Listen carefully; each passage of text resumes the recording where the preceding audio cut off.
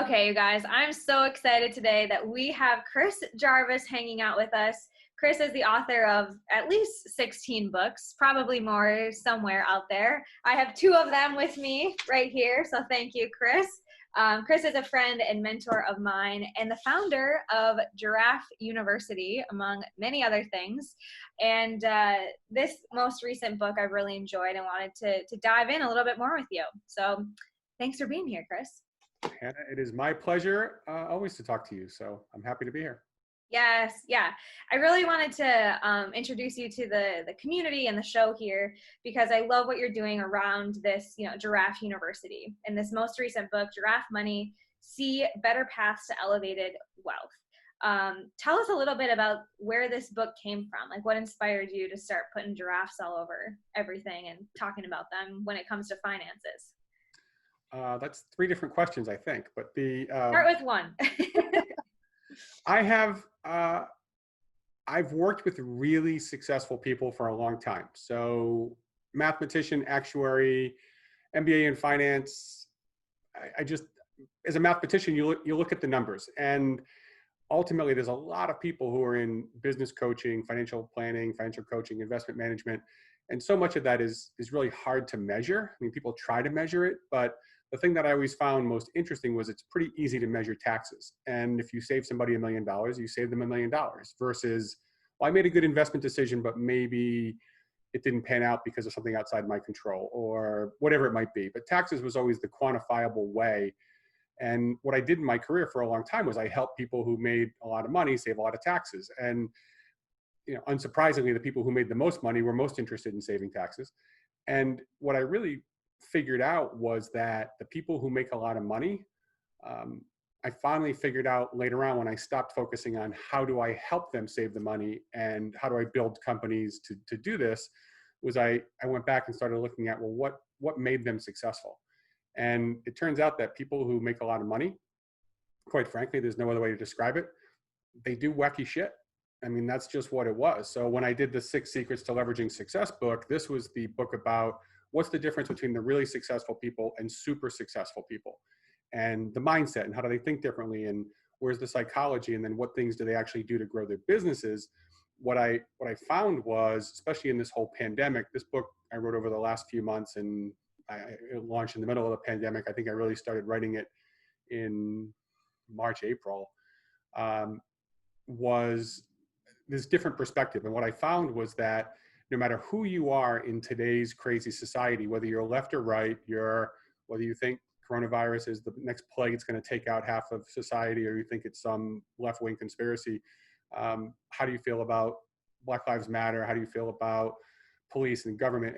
I don't care how anybody feels and what side they're on any of the major issues, but what I know is that everybody in the last 4 months has somehow changed the way they look at their health and lifestyle, their family, or their business and career.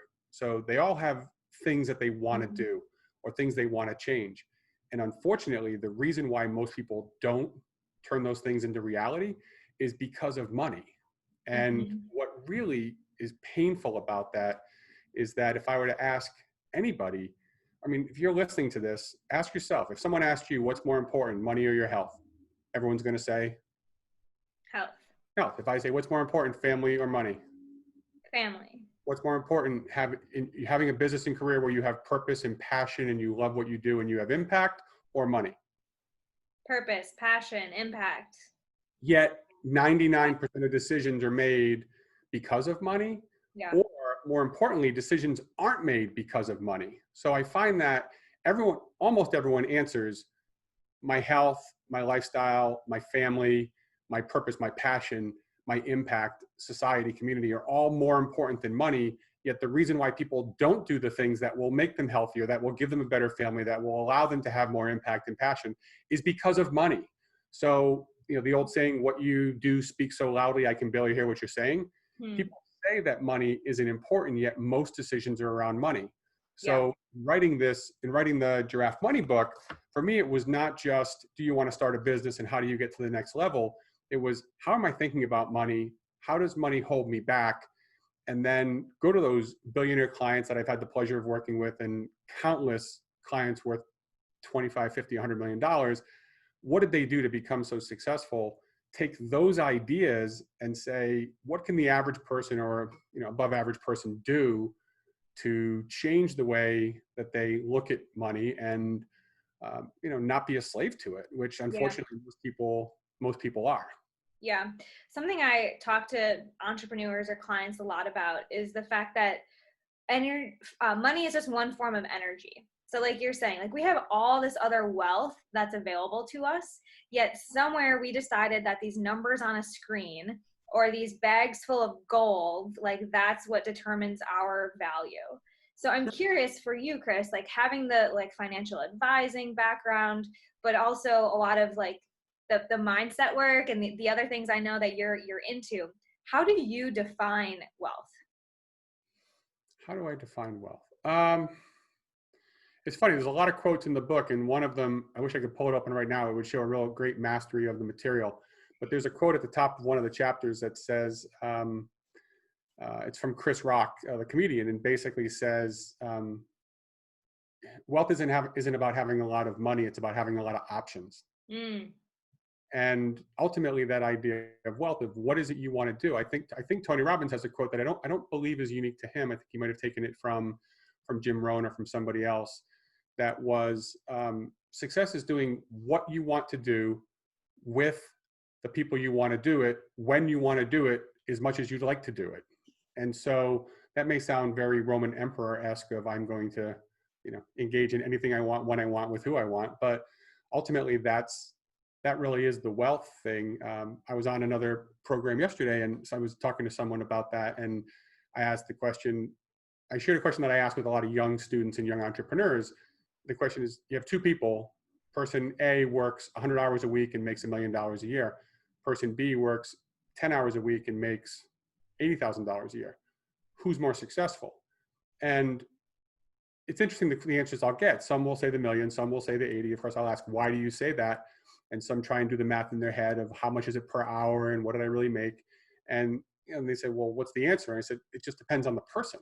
So what is it you want to do with the other time you have? If you're, if you really love what you do and you're trying to stockpile cash to cure cancer, or you're doing something that really matters, then the 100-hour-a-week job might be perfect if that works for you. But for other people, if you're caring for someone who's sick, or you have a spouse with dementia, or you're sailing around the world and you just stop, once a week for a half a day to get some work done when you're in port and go back, either one could be successful. So for me, the wealth is how do you get out of it what you want? And that's really the big difference. Is the mindset is so important. And that was a lot of the lessons I got from the people in the book was that. And that's, long-windedly, 7 minutes, 9 minutes later, I'm getting around to your answer of why the giraffe. The really big difference that I found when I was looking at all these outliers is not everybody is Steve Jobs, who's egomaniac and very focused and just runs people over to get done what they want because they're just so smart and determined. I mean, that is one path to success. But what was really interesting with the success was when I started researching all these people who were super successful, what did they have in common? They were all giraffes. And I don't mean that in a physical, literal sense, or even the metaphor that they're just taller than other people or they stand above. It's more about the giraffe being, it's the only animal that has evolved to become more vulnerable. So every other animal that's a prey animal is trying to avoid the predators.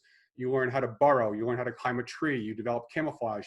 The giraffe has some modest camouflage, but at 18 feet, it's kind of hard to hide. So the giraffe has evolved to create its most vulnerable area, its neck, to be really long, which makes it really easy there's a lot of areas for a lion to bite onto, let's say, if it can get it down.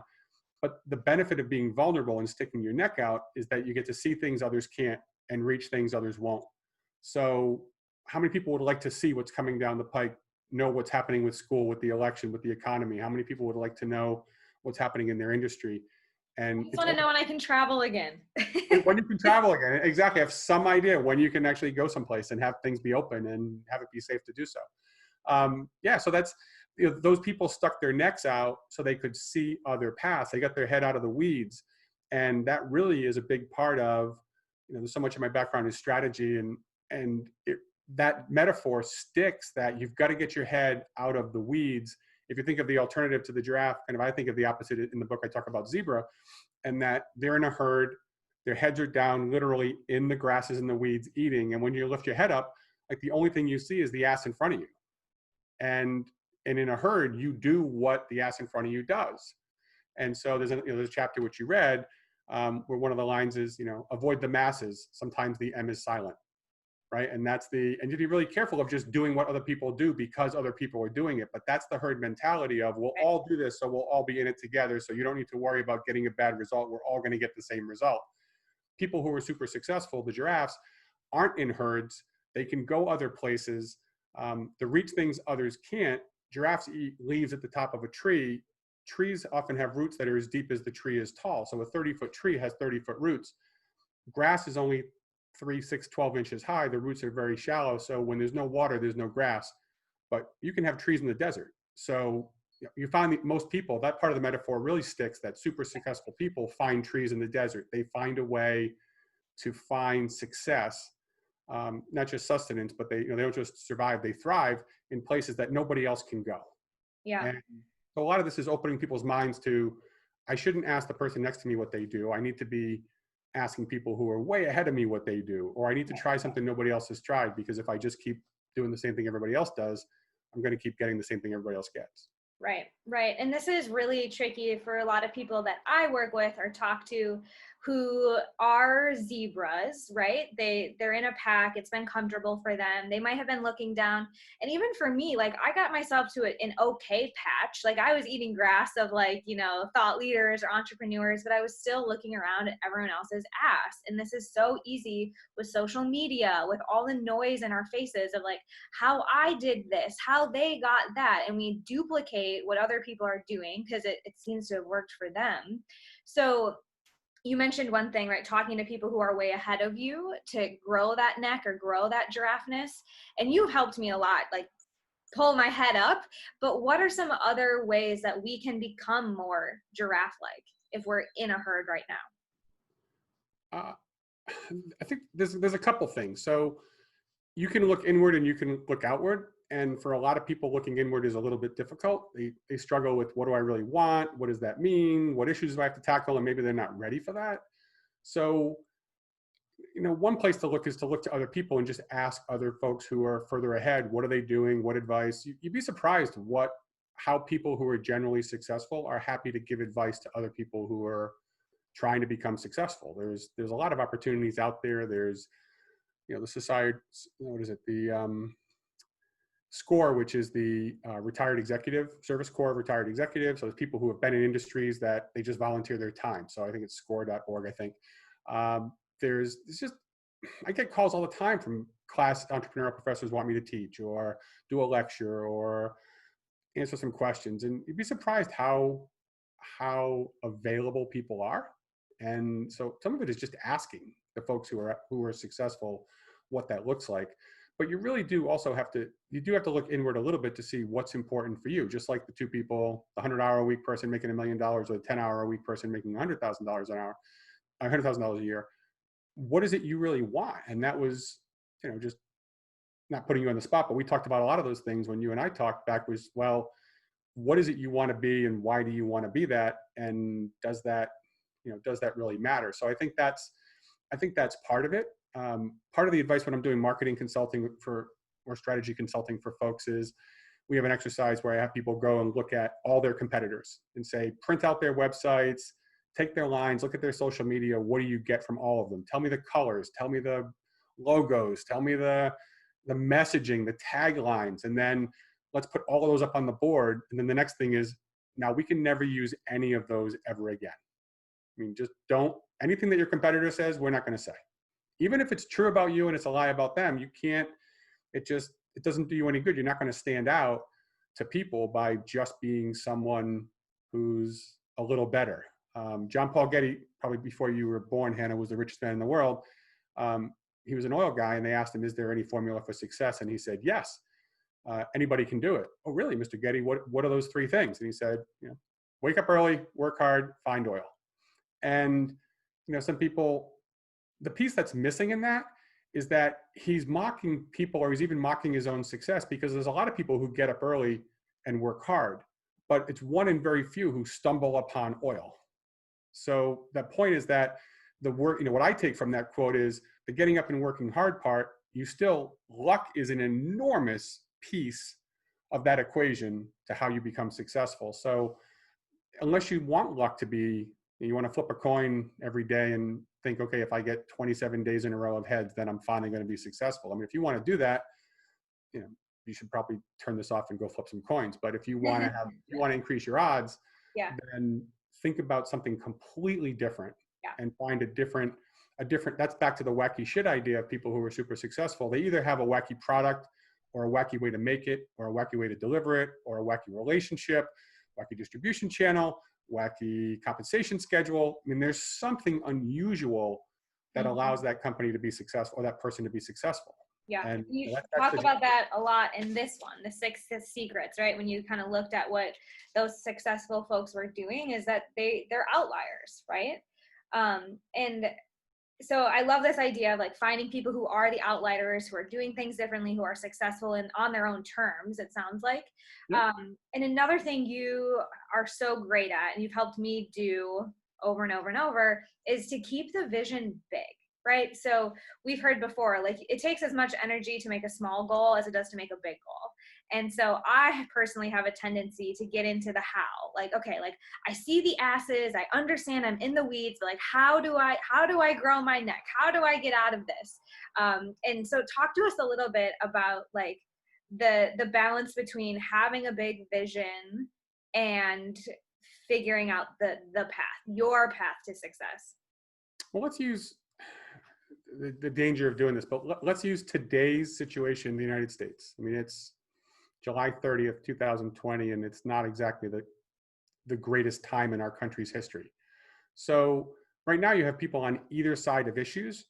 And if there's a whole bunch of people who are thinking about everything over here this way, then the way to bring people to the middle is to, at least the approach has been, let's find an equally outrageous thought on the other end. So we'll try and bring people to the middle to at least consider some wild ideas at either end.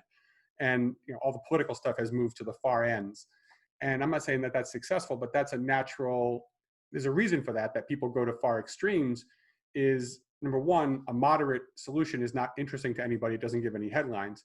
But if you think that if you have a crazy idea over here, or I have a crazy idea and you have a moderate idea, we're going to land somewhere in the middle. So some of this is by dreaming so big, a couple things happen. One, maybe it pulls you out of the limiting beliefs that you have of the thing that's, if I said to you, you could go from, your 1,500 square feet to 2,100 square feet, you might think that's nice, but why don't you come stay at my 7,000 square foot house and look around? And then you think, oh, like that would be a lot more interesting, or whatever the number is that people think, ooh, I like that. Like that's more interesting, right? That's the, if you're taking a bus, you don't put somebody on a train, you put them on a private jet and go, ooh, that's way more convenient than taking the bus cross country on whatever that might be. But the other idea too is that when you're thinking really big, you open your mind. The more powerful thing about the thinking really big is if I said to you, you need to make $100 by tomorrow, you'll think something. But if I said you needed to make $1 million by next Monday, you're going to think very differently about what that might be, because you have to think of something more extreme.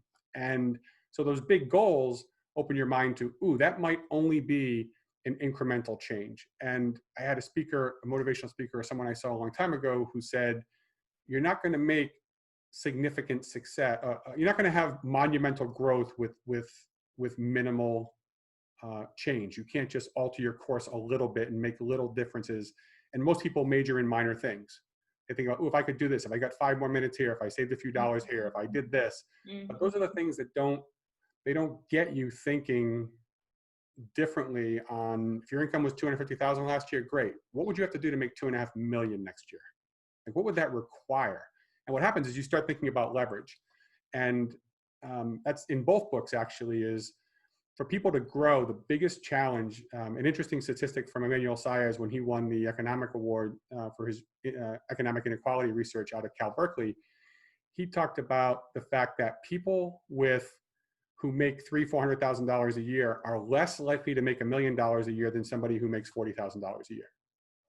Now, that doesn't make any sense. That's the crazy story that you've heard people say, well, you can boil frozen water faster than you can boil room temperature water. Well, that's physically impossible because the water has to go from frozen to room. Like, it has to pass through that. But what we find is that for income, if you could go to work every day and bill people $250 an hour, you're not likely to gamble that away and to build something that's going to be so backloaded that you might make $20 million. But the person who has no way, because of education, racial inequality, social problems, it doesn't matter what it is, you're not a tall white guy like I am, whatever the thing that's holding you back, if you don't have any of those ways to do that, the only way for you to live a moderately successful life is for you to be super successful, because no one's going to pay the person with an 8th grade education $400 an hour for advice. So they got to go build the crazy thing. Yeah. So it just changes it just makes you think so much bigger. And what's really important with that is you stop. If I told you had to make 20% more money next year, you'd start thinking about, how do I make 10% more? How do I save a few dollars? Yeah. But if you have to make 50 times the money next year, it's no longer about you. And now you realize, I'm going to have to leverage other people, because there's no way for me to create 50 times the efficiency I have. So it all goes to leverage. It all goes to, I need to find other people to help me on my journey. And I think that becomes the stop. I'm going to do it myself, to, oh shit, this is a lot bigger than I am. So I need to find a way to motivate more people, find ways to give them what they need so they can help me get what I need. And it just creates more of a crowd, in a mix of metaphors. There's a crowdfunding in there, and there's a lot of different elements to that.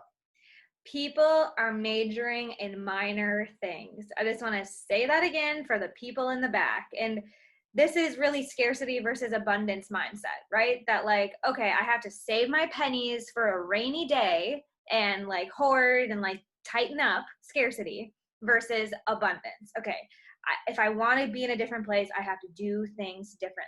And, this kind of is very pertinent to me right now, because I have to be very conscientious of who I take advice from.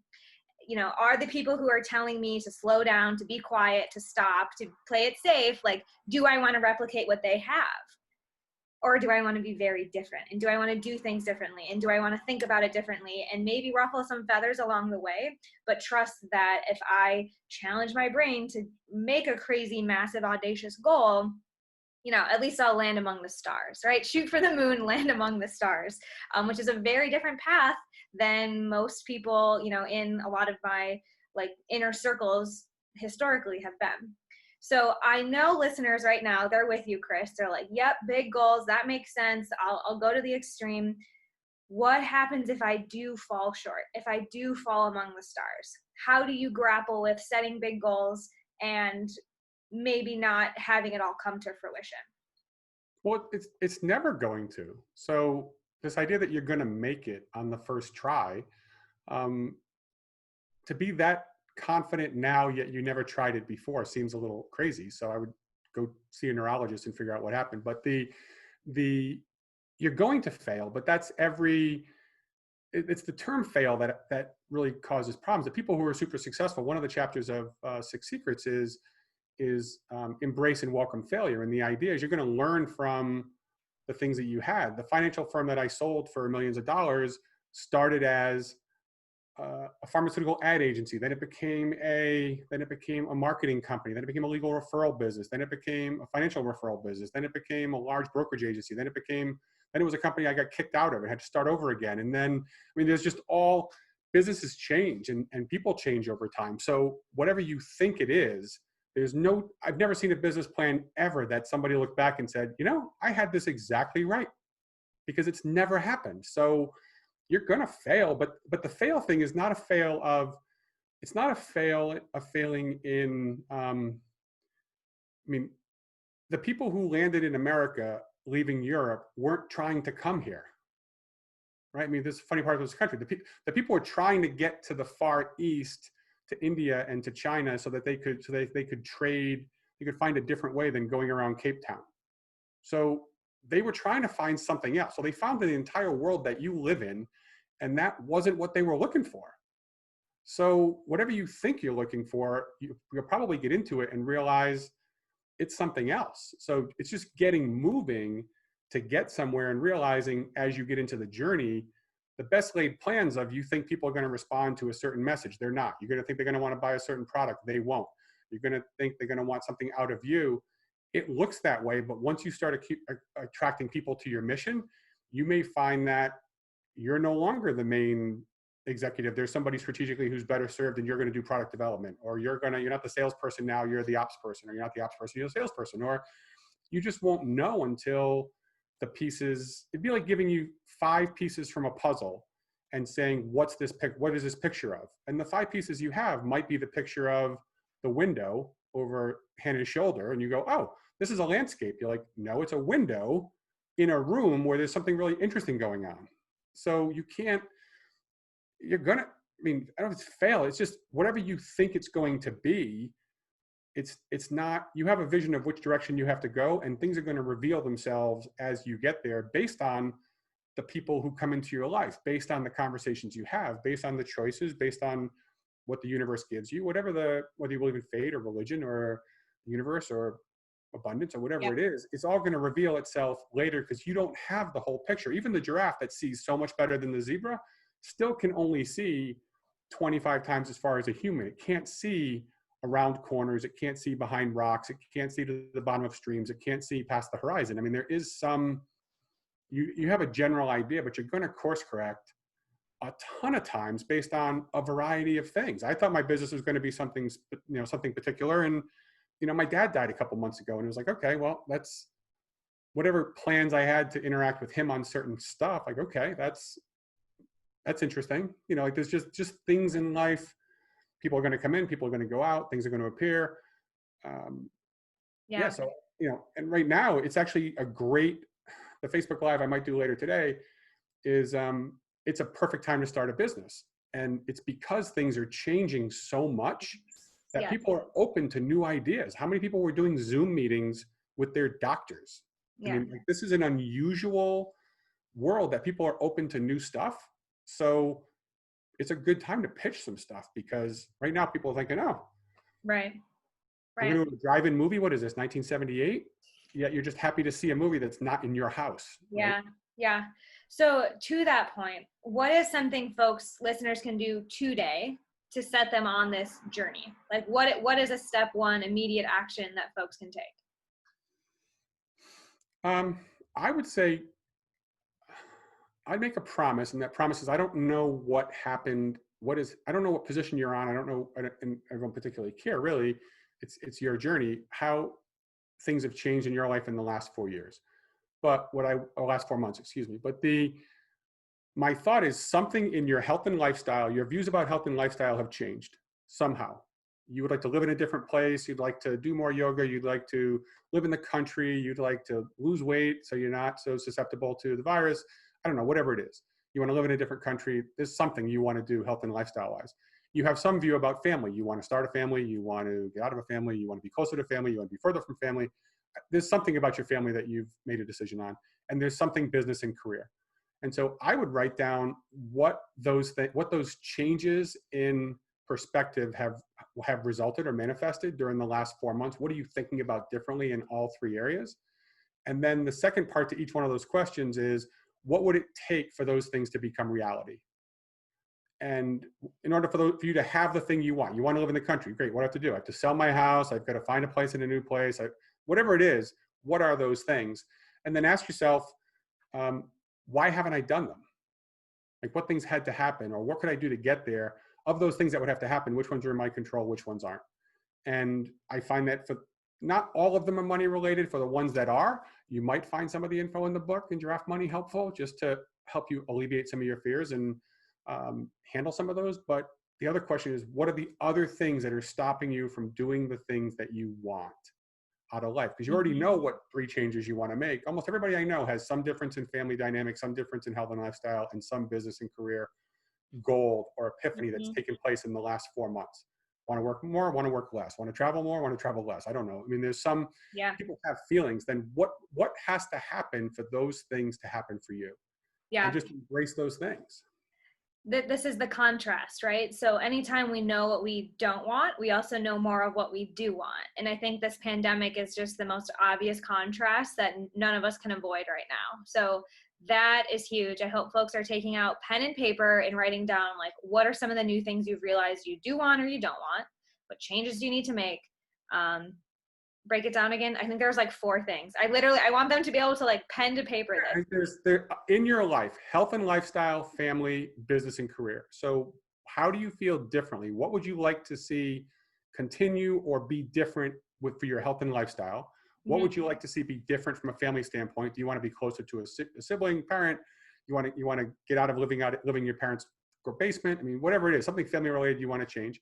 Yeah. And the third is business and career. What would you like to see be different going forward? And then ask yourself what things would have to happen to make each one of those 3 things a reality. And then of course the next step, and this is why you have people like Hanna, is which ones of those things are in my control and which ones aren't. And then work with your coach to say, okay, well, let me focus on the things I can focus on, then I can't focus on other things, right? The idea that, well, I can't leave living in this place because I have my mother living in the, treating her in the other room, to say, well, she would have to die for me to move. Like, I'm not suggesting you take a pillow. I'm just saying, like, you can realize that one is outside your, outside of what you can do right now. So just accept the fact you can't do it and you have that responsibility. It's important to you. And then go do the other things. And then you can come back to that one. Amazing. Yes, so much. And this really is that starting to see a different path, right? You're not the victim. It's not all a mess. Like, let's really break it down and just start to get on a path. It will change. It will get crook-eyed, but at least you're moving forward to that big vision that Chris is so passionately sharing and inspiring us to commit to. So where can people continue this conversation and learn more about you and giraffes, Chris? Where can they go? So website, you can go to chrisjarvis.me. You can go to giraffeu.com, which is actually in process right now. So it's early stage, but that's a place for entrepreneurs to figure things out and meet with other people. And so all that's in process. So folks can get a sneak peek at that through you. I haven't given that URL to anybody yet. So you guys are first. Either place. So find me, and I'm on all the usual social media joints, and you can look around. If I can be helpful or can stimulate you or disrupt you a little bit if you need it, I'm there to do it. If you're really comfortable where you are, don't follow me. I'm not good. I love it. Thank you so much, Chris Jarvis. This was mind-blowing and actionable, which we always appreciate here. So friends, I'll be back next week with another inspiring guest that will help you make your dream life your real life.